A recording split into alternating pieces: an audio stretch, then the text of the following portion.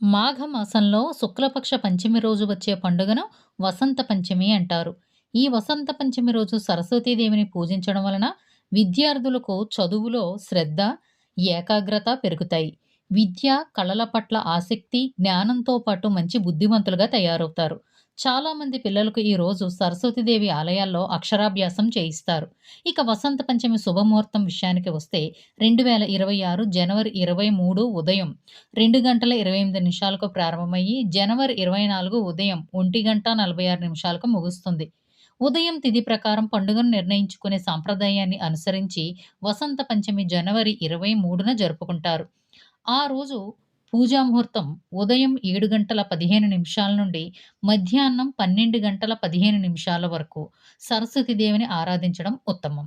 ఈరోజు పసుపు రంగు వస్త్రాలను ధరించడం, పసుపు రంగు పుష్పాలతో సరస్వతీదేవిని ఆరాధించడం, పసుపు రంగుతో ఉండే తీపి వంటకాలను అమ్మవారికి నైవేద్యంగా సమర్పించడం వలన మంచి ఫలితాలు చేకూరతాయి.